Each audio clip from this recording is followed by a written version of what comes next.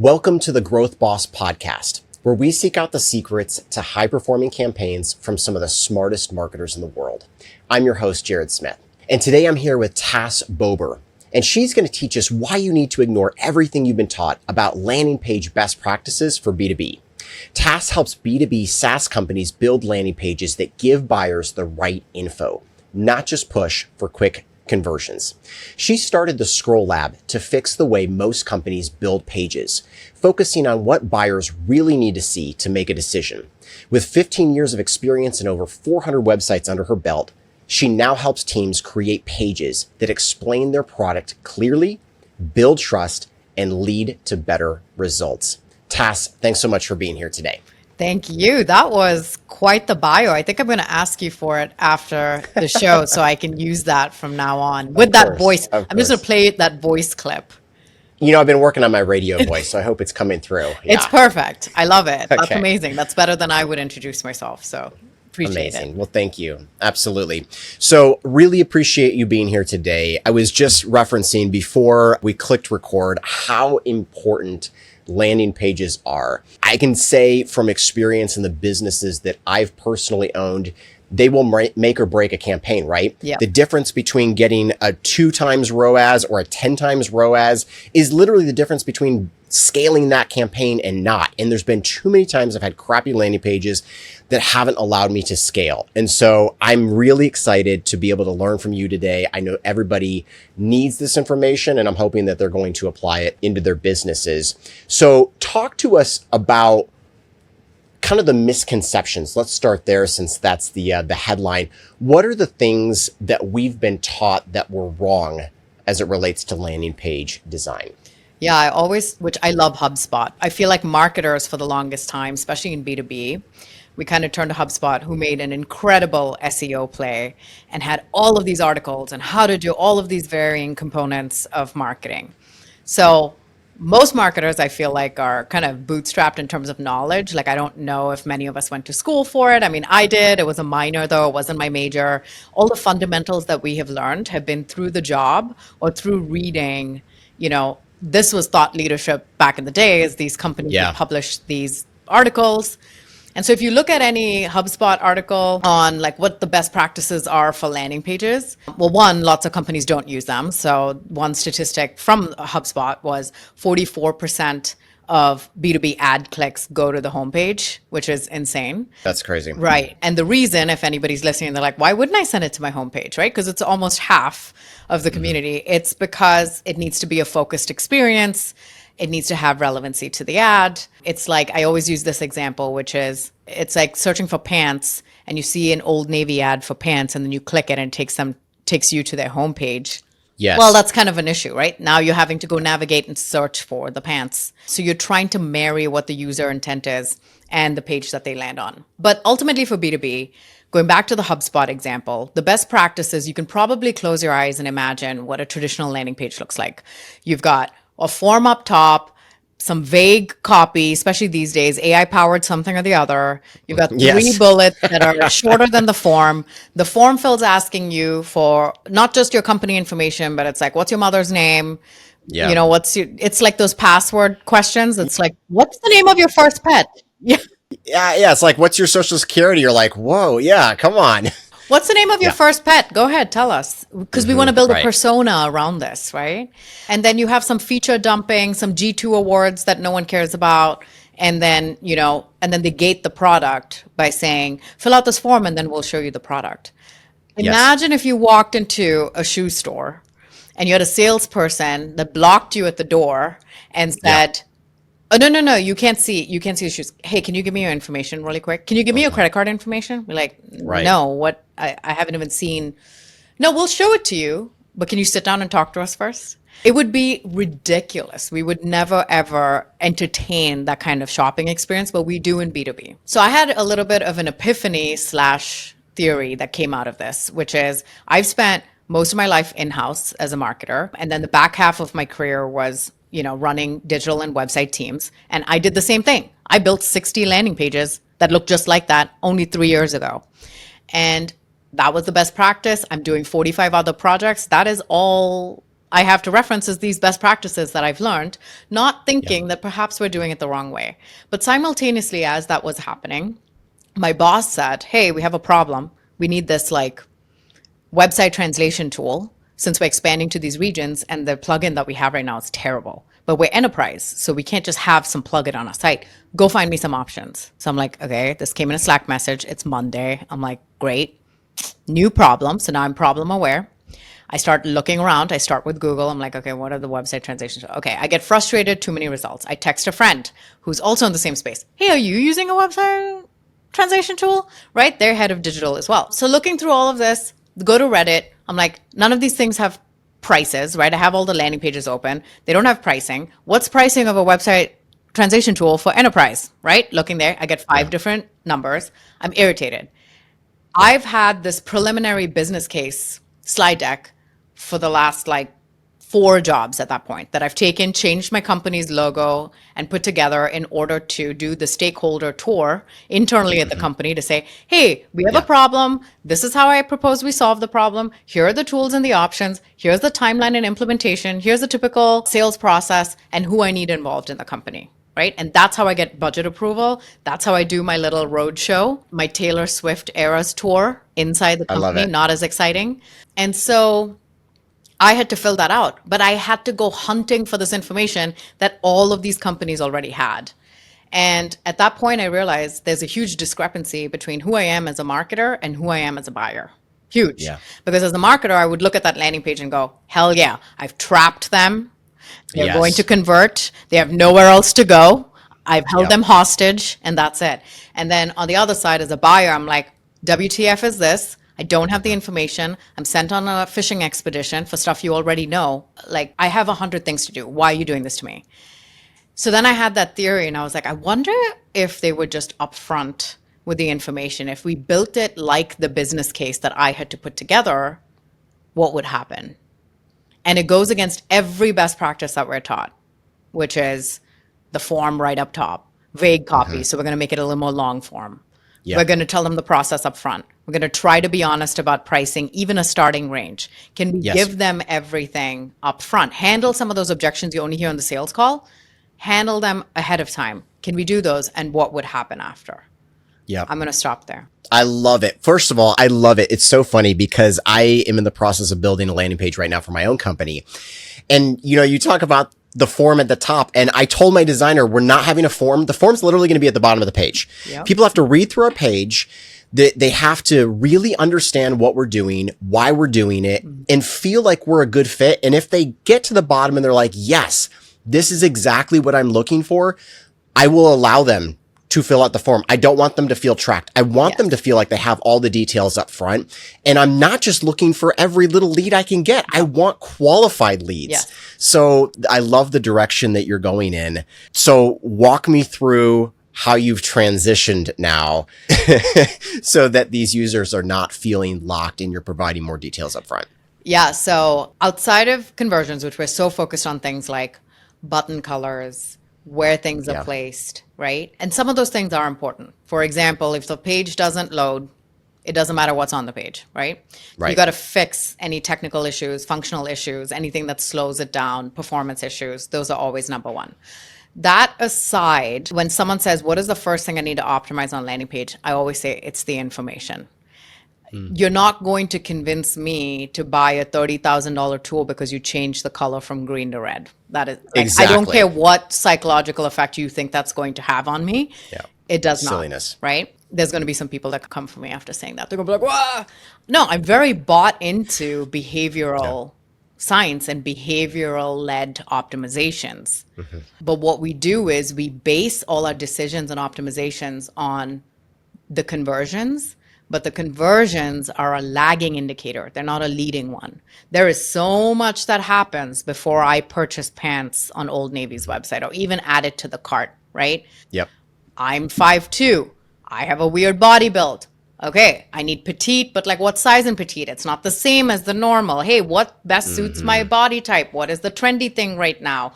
What is the cost that I want to, afford for this? And so those are the same things they're doing, which is we try so hard as marketers to control buyer behavior. But what we need to do And what we can do is control the information we supply them. They have ownership of their behavior, not us, as much as we'd like to believe that we can nurture them into a sale. We can provide them the information that they are looking for and give them the answers quickly. Do you know how quickly I would add a company to my short list if they just made my job easier? Oh, I would say these days they would go to the top of the list because every B2B brand does this. Yeah. And it's so annoying, so much so that I'm just like, I don't want to do this myself. I'm going to give this to my assistant. Yep. And now these companies are dealing with my assistant and they're like, well, you're not the decision maker. No, because my boss is fed up with your landing page and all these sales antics that he has to jump through. Yeah. And here's the other thing is like we usually write for the decision maker, but the decision maker is not the one doing the research, right? My VP who assigned me that task, I'm the champion. You make it for me. I'm going to be the one that's going to be in charge of managing the tool, paying for the tool. She's just going to say, yes, you may have the tool. That's all she does based on the information I filter to her. And so I used to be an AE for 3 years, and my sales manager at the time gave me some of the best advice, which is you will treat the gatekeepers with equal or more importance than you will the person making the decision. Always. Because they are literally the gatekeeper to you having access to decision maker. So even today, I will treat the cashier the same way as I would treat the store manager, the same way as I would treat the president, as I would treat my neighbor walking down the street. Everybody's the same on Sunday morning, right? We're all there with a cup of coffee. So people want to be made to feel important as well. They're doing difficult jobs, especially marketing today. You want to make it easy for them. So anyway, back to testing this theory. So we put together this landing page that was very business case focused, right? If I had to justify the cost of this tool, not only to myself, but to multiple stakeholders, or even if it's something like I got to justify this purchase to my husband because I want to buy $300 pants. I don't know. I'll never do that. But just FYI. So the first few things are, okay, you lead with, am I in the right friggin' place? Right? Because how many times you get to a website, it's like AI powered technology disruption or something like that. And you're like, what is this? Oh, it's a video tool. Okay. What was the headline in the ad that I clicked on that led me to this page in the first place? Yeah. Like what? Where am I? What's going on? So always making sure that you're reiterating that as well. So if you type in Calendly reviews, are you going to be taken to a page that has Calendly reviews on it? With the reviews of Calendly on it, okay, add relevance and intent relevance, right? So if you type in calendar scheduling software and you come to this product overview page for Calendly, and Calendly says, hey, you're looking for scheduling software. They have a few options at this stage because they also have multiple personas that they serve. So they can say something like, yep, number one calendar scheduling tool in the market, whatever. So they're calling out the product category, and they can even talk about some of the personas that they're hitting, and that could be more choose your adventure. But in those cases, you would say Calendly for marketers, for CS, for sales, HR, whatever. But say you're looking for scheduling tool for marketers. You come to the page, you're like, scheduling tool for marketers, right? You immediately know I'm in the right place. I need a calendar scheduling tool, and I'm a marketer. Here I am. You talk about the capabilities, you showcase the product with specific use cases for the marketer. Okay. You outline the problems that you're solving for these marketers.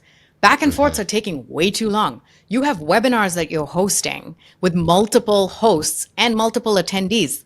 You need a platform that can do that. You want to be able to route appropriately to sales, but you want to filter the right leads that go to them, right? These are all the problems that they are experiencing, and you need to put that on the page. Most people will be like, oh yeah, we need to agitate the pain. So they love to do this. You have a lot of attendees and hosts that you need to schedule with, and this is going to make you lose your job. You know, they love to do stuff like that. So dramatic. It's dramatic. And on top of that, like if you make the champion miserable, the champion's trying to get justification for the tool. They're already aware of the problem. You don't need to twist the knife. It doesn't make them move any faster because they have to jump through a few hoops for that. So you outline the problems and then you go into the solutions. And this is where B2B makes a mistake. We love to just feature dump, right? So I always, again, going back to the shoe example, imagine you're walking in the mall, you walk past a shoe store and there's a guy standing outside who's just yelling, leather soles, running shoes. Right. You're like, Did someone say something? Why is this guy yelling? Like, is he okay? Sir, are you good? And that's what we like to do. AI powered, 24/7 customer support. That's right. We love to do that on pages all the Yeah. time. So I always say you can talk about the features, but you want to talk about them in context of the problem that they're solving. So you've outlined the problems. Hey, meetings and going back and forth, that sucks. Okay, your first solution theme on that page would be, with our booking pages that can be customized for your brand, you can send your links, put it in your email signatures, and have your, projects or whatever, have your agencies and vendors be able to book calls with you, directly with your available times, whatever. So you're talking about it in context of the problem that it's solving, rather than just saying booking page, email signature links. You're like, okay, what? And then, so same thing as you go down the list there. And then once you have that, you kind of talk about now the proof points. And this is where you would have testimonials. Calendly has like 20,000 testimonials. So you would probably have ones that are very specific to marketers, specific to the use cases that you talked about above, right? Relevancy, specificity. And then you go into the FAQs, which is the actual objections people get. Hey, can I only do business emails? Answer that question, right? Can I have different links for different people? Those are where you would put things like that. Hey, do you integrate with my CRM? Sometimes you'll make integrations its own block, and sometimes it's valid, and sometimes it's just a small part of like, hey, does it work? Cool. FAQ block. And then finally, the ask. What do you want them to do? And making that kind of a singular ask. If it's a free trial, you want them to book a meeting. What are the 2 or 3 immediate steps that happen after? Hey, sign up for a free trial with Calendly. You'll be taken to a 14-day trial. At the end of the 14-day trial, you can either upgrade or enjoy our free plan forever. That would immediately disarm someone because they know, hey, that's what I'm going to get. Now, if I'm a person creating a business case for this, I'm going to be like, here are the problems. Here's the goals. Here's how they'd solve it. Here's the pricing, right? Because you can even just do a starting range, because you could have a light block there. You can say, here are the, common objections. Well, stakeholders are going to have those too. You can talk to stakeholders and say, hey, what about business emails? Yep, I saw that on the page.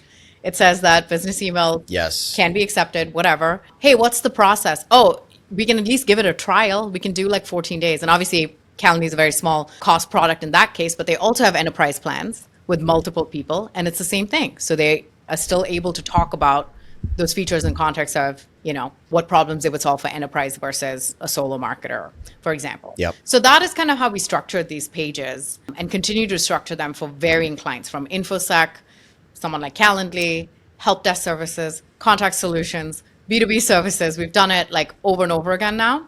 And it's been interesting for the results, but I'll stop there. Yeah, it's so good. The funny thing that's going through my mind is, 15 years ago, probably, we were taught to treat visitors like you're on a date, right? Like a dating process. And they would joke, some of the people I learned from would joke about how you got this buy button, or you have your demo form above the fold, like somebody's ready to just land on your page and marry you. And he's like, obviously the real world doesn't work like that. Why in the world would, the internet world work any differently? Again, people, and part of the problem is, and I'm sure you see this too, is your customers meaning the B2B companies are like, well, so-and-so is doing it. Dell is doing it. These guys are doing it. And you're like, that just because other B2B companies are doing it doesn't mean it's right. It doesn't mean it's working. And I feel like so many in-house marketers justify their decisions and say, well, we're going to do it this way because other people are doing it this way, not because the data works. Have you found that to be true as well? Yeah, I mean, it's like one person did it and then everybody follows suit, and then that becomes the best practice or industry standard.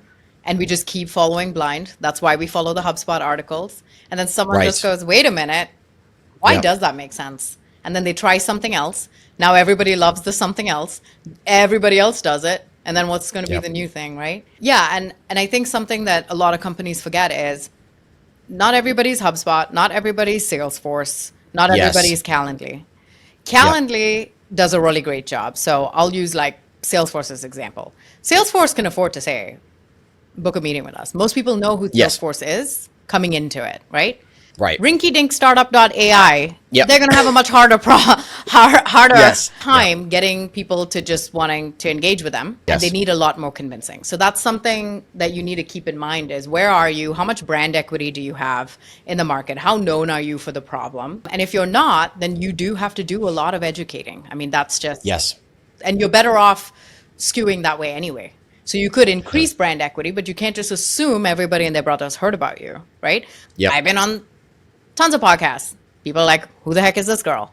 Right? So I can't expect everybody to just know who I am, and I won't. So I'll repeat the same thing 10,000 times because that's the best way to educate and have people change that mindset. But having launched these pages and gone through some iterations, the first one that we did, it was almost instantaneous, which I don't even like guarantee conversions because I'm like, whatever, conversions are kind of a fake metric to me. Not fake, just like they're one very small piece of the story. You know, it's like knowing just the princess's name, but you have no context of the rest of the story. And so that's where we looked at it. We did this for this InfoSec client. We redid the entire landing page based on this business case. It was actually an alternatives page, so them compared to the competitors in the market. And when we started with that page, it had a 0.13% meetings booked rate, which was like already pretty bad, but also expected for InfoSec. And then within 6 days, we cleaned up the ad accounts, launched the new iteration of the landing pages, and it went to a 3.73% meetings booked rate. I mean, straight up meetings booked. We're not talking about conversions, right? Yep. So I was like, shit, sorry, I swear a lot. I'm just trying to be in my best behavior here. So you can bleep me out if you want. And I was like, okay, there's something here. So then we did it and tried it with a PLG client, which was smaller cost product, $60, lifetime license. We're like, okay, this probably only works for the bigger ticket items, right? That was like a starting at $5,000. This is, okay, $60. Same thing, long form. Yeah. All those same components. And then from that, we realized that based on user behavior through like heat mapping, 15% of all the clicks were on the fourth FAQ on the page. And we're like, the fourth FAQ? And that was people saying, hey, it's a lifetime license. What if my device doesn't last that long? Can I transfer the license? Such a small objection, such a small question. We made that its own block. They skipped the free trial. They went 265% purchase increase. Wow. Just from that.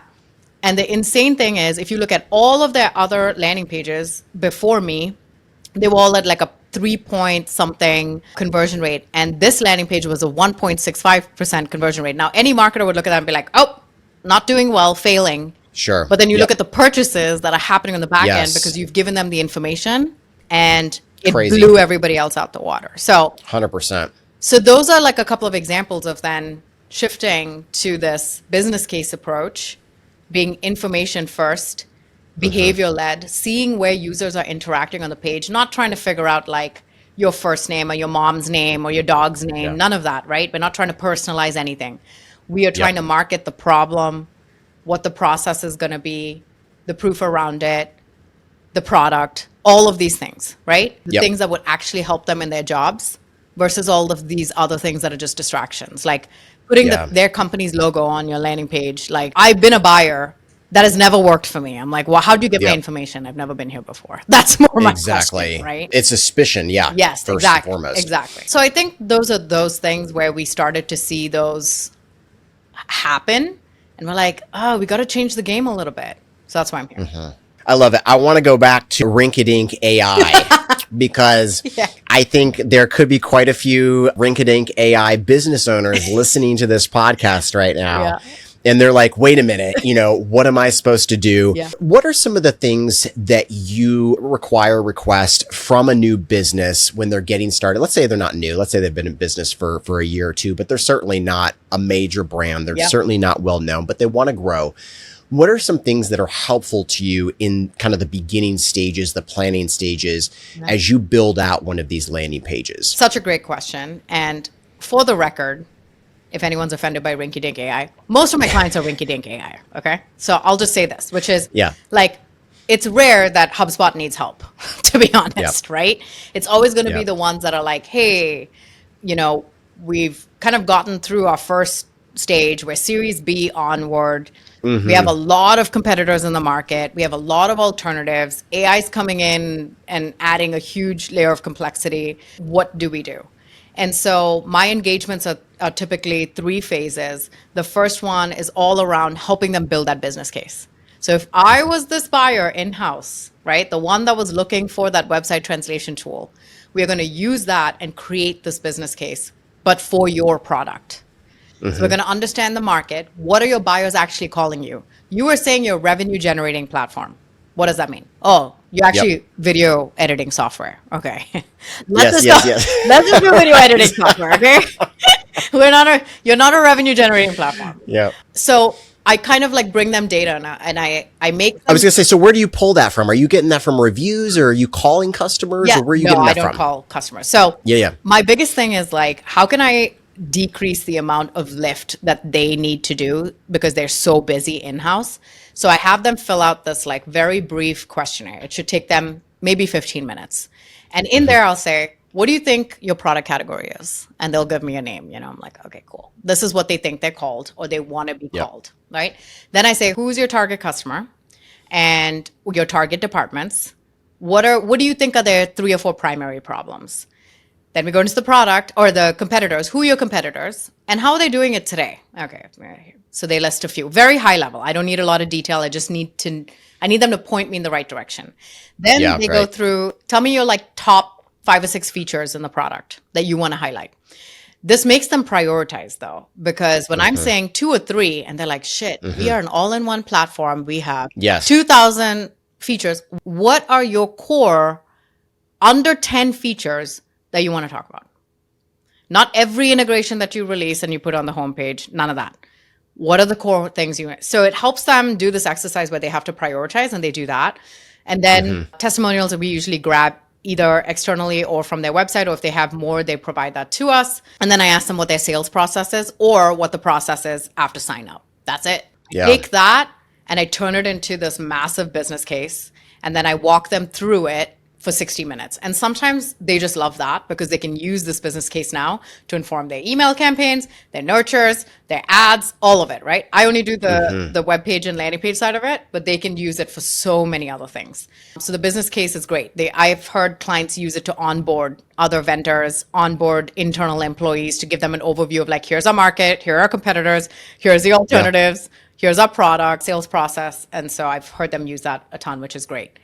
So I build this place out for them, the entire business case. We walk through the market, their departments, alternatives, and I beef it all out. So if they say ZoomInfo is my competitor, I'm like, okay, this is what people are saying about ZoomInfo. What is your differentiator? So we look at the pros, cons of each competitor, each status quo option, right? And then we actually extract what we think the real differentiator is. So when I ask them, most of them in the research questionnaire will say, oh, we're AI powered. That's a differentiator. I'm like, okay. Everybody's AI powered these days. I mean, come on. Yes, right? So what we actually found out for one of my clients was a help desk service. And they told me the same thing. We're AI powered, and that's our differentiator. I'm like, your SMB clients, your SMB businesses who don't even know what ChatGPT is, you're telling me that they are saying AI powered is your differentiator. Yes. This is what they said. Yes. Okay, cool. From the 10,000 reviews they had, and they have the luxury of having had that many reviews, right? They're an established company. The number one reason why they were being picked over all the competitors was because as an SMB, we feel undervalued because all of these other plans all have self-serve options without any support. And they offered us 24/7 customer support. Wow. So boring. Oh my gosh. Right? It's so boring. But that is the thing that got them in. So, and there's your headline. I mean, you don't even have to ChatGPT that. I mean, that's like so simple. And that's your headline. And so we would kind of extract things like that. So for Rinky Dink AI, like one of my clients, it's kind of a new product and they're walking in and they're going to try to compete with ZoomInfo, Seamless, Apollo. I'm like, bro, listen, this is, you are punching way above your weight class. And I was like, well, what is the difference? And after a lot of digging in the product, we realized a lot of companies like ZoomInfo and Apollo and stuff, they do their updates in batches. And then none of them ever claim compliance for Interestingly, I don't know what the reason is. There's probably something we haven't discovered yet. But those are the two things we went with is one, we do continuous. So it's not batched based. We do continuous cleanup for a lower price and we are compliant. If it's not compliant, we won't update it. And so that kind of peace of mind where rinky-dink AI can maybe get an edge in certain areas, right? Compared to these bigger ones. So just things like that where we're like, okay, that's a $50,000 product. This is going to be like a $10,000 one. You'll be more compliant. Maybe you won't have as complete data, but you will be compliant, which is probably way more important to you because you can't afford a legal lawsuit.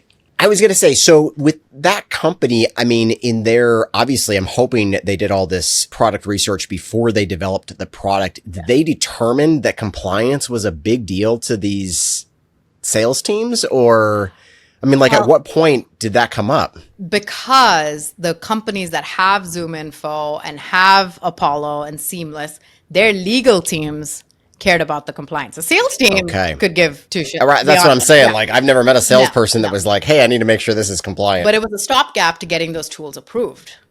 So if we can say, hey, we prove it, we have these certifications. If it's not compliant, we won't even use it. We'll use credible sources. So like Seamless and Apollo got taken down by LinkedIn because their plugin was scraping LinkedIn data. Yep. I sent it to my client. I was like, make sure that your sources are clean. And he's like, yeah, we're not even going to use LinkedIn for that purpose. So just things like that where you have to find your edge, and it honestly might be something boring, but something important, you know? And I think that's the thing. Something boring isn't necessarily a bad thing these days. And as I've been in this process, I'm not normally, looking for tools and things, but I have been the last couple of weeks looking for a new customer service kind of AI type platform that can help us take our customer service experience to the next level. I'm struggling to understand some of these things. I'm like, I don't want you to say AI just because everybody else is saying it, unless you truly are using it and it actually is going to do the work for me. I mean, if it's knocking stuff out like ChatGPT does for me, okay, wonderful. I'm fine with you saying that. But if I jump in there and I'm like, your AI is crap, then you're losing me and you're going to lose credibility here. And that's the struggle I feel like a lot of these businesses are in, is we're using the AI tools and components. And I'm like, this is underwhelming right now. I'm not impressed by this. And I would almost rather you not say it's AI and just use some simple language that matches what I feel like I need. Because again, as a consumer, I'm not familiar with all the competitors and all the crazy features, right? So I really need something that just speaks to me and is not over the top, because I feel like when it's over the top, that's when I'm like, wait a minute, I don't believe you. I don't believe you. I've seen enough of these things. I don't believe you. It's like when GDPR first happened, everyone panicked. And then GDPR was on the homepage of every B2B website. And then when the AI thing happened, the interesting thing is we took it one step further, where we started naming companies after it. We started buying domains around it. And I guess they're not totally two different things, but now like GDPR is table stakes on every website. It's like in the bottom somewhere, there's something about compliance. But imagine if we went back and then companies were like, like rinkydink.gdpr. Like, what? You're naming yourself after a trend, right? At some point, it's like, it's the new .com is the new AI, because it's like the internet came out, we all went .com. AI came out, like that's going to be just a normal way we work. It's going to be weird to just have AI kind of everywhere plastered. They're going to assume that every product or company has some component in there that's related to AI. It's kind of like when cloud happened. And everyone's talking about cloud. It's like, okay, now it's more shocking if you're not on the cloud. Like, what? You're an on-prem system? Like, what, are you going to come to my house? Like, what's happening?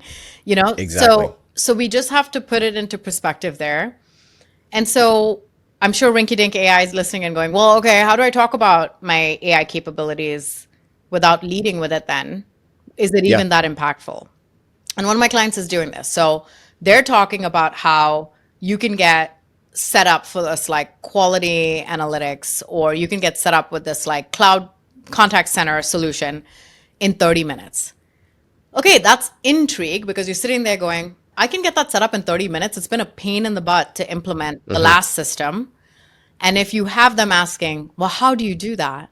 Then you can put it in the subhead, like through, like our AI technology, we're able to blah, blah, blah, blah, blah, whatever, 30 minutes. But you would not put that in the headline, right? You wouldn't Yeah. be like, we use the internet to power, like it's kind of weird to say it like that. So I think that's the part where we need to just, it's all about like the position where you bring in AI, how you use it. You don't want to lead with it, but it can be the how. If they get to the point Yeah. where they're curious how it works, tell them. Yep. Yep. Right? But you wouldn't start with how it works. They're like, what am I even doing here? What am I getting? Yes. What is this? Right? Yeah, exactly. So it's just about placement. Yeah, I agree 100%. And also, again, I think this is such a good topic because I'm kind of in the middle of it right now. But part of me is like, how are you able to use AI for this when in my mind, all the best AI developers, thought leaders are working for Google, OpenAI, Microsoft. Yeah. I'm like, how in the world does Rinky-Dink AI have some interesting AI person that's able to do something? So below that headline and then sub-headline, they talk about the AI. There needs to be a little bit of the story of like, hey, I came from Microsoft and was their lead engineer on their machine learning team. And I saw this gap in the market that I wanted to fill. Something that adds a little bit of credibility of like, yes, I actually do know what I'm talking about. Cause that's where I'm like, even Intercom. I mean, I'm looking at Intercom right now and I'm like, do you guys really have, top tier AI talent? Like, I don't know. Mm-hmm. And you may not have that credibility, but I think the biggest thing is then the credibility either comes from proof. So other people who have used someone like you, for example, the battery quality analytics platform. So their biggest thing is, please tell me you're going to help them rename it. There's a lot going on there.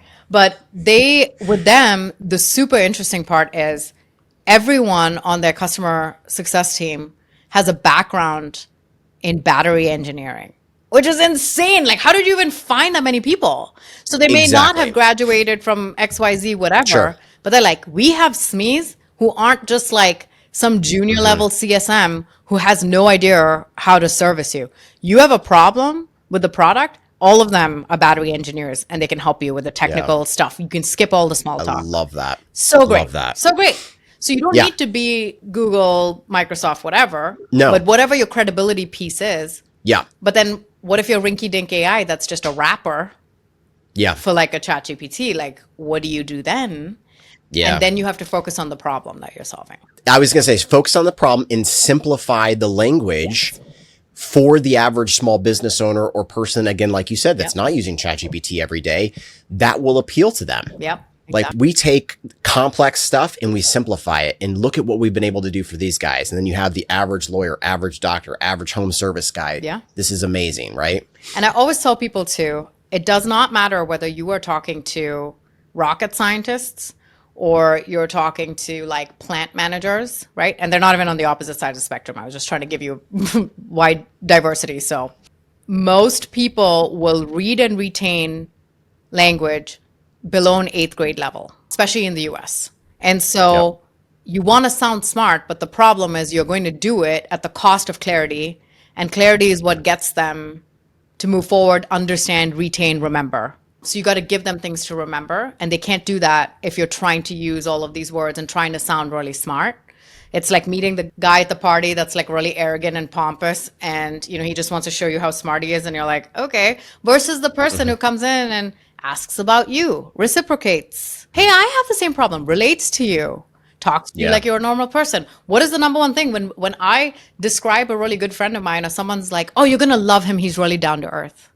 No one's ever like, hey, you're going to love him, he's super smart and arrogant. Right, exactly. Right? So true. Yeah. So true. I love it. Tas, we are coming up on the end of our time, but I want to ask one of my favorite questions is, what does the top 1% of your clients have in common? If you were to distill, again, you've worked with 400 different clients or 400 different websites. What were the top couple of them, the handful where you got the absolute best results?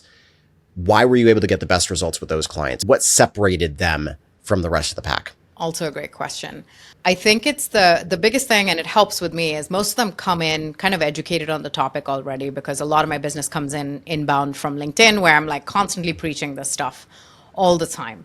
So it's that mindset shift of saying, Yeah, you know what? Conversions are kind of a shitty metric to plan our entire paid campaign around, to put money into, to make optimizations around. So it's the people that come in and say, I want to put the buyer first. And I understand it might take time. I mean, there's clients from last year who are coming back to me and saying, oh my God, I had my best quarter ever, because their sales cycles are 90, 180 days, but we expect marketing to showcase results like 2 days after campaign launch, right? So they understand that there's some time. Obviously, those are enabled by leadership at those companies. So those companies have leaders who give them autonomy to try new things. That's one. And understanding that shift mindset of like, okay, I'm not going to do this gimmicky stuff. I'm not going to do that. I'm going to treat buyers with respect as adults who can make their own decisions. And my role as the guide in that decision is to just give them the information they need. And if I'm for them, great. If I'm not for them, great, right? You want to enable your buyers to self-qualify. You are not qualifying them, they are qualifying you. And so that's kind of the understanding we walk in together.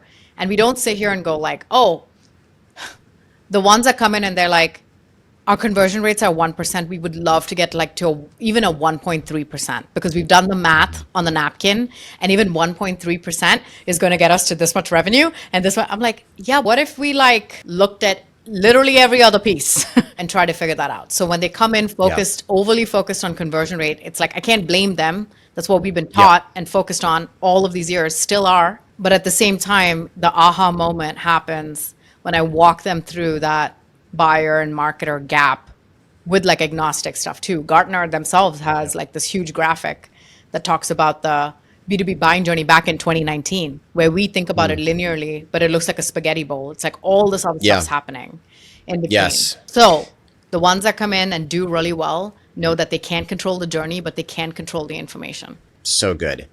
You know, everybody has to understand and remember that it's a small world that we live in. And I was doing a podcast earlier with my sister, and we were talking about this. Just because somebody doesn't convert today, if they have a positive experience with your brand, there's no guarantee they're going to have a positive experience with the next brand they use, even if they don't choose you today. Yes. And they may be like, you know what?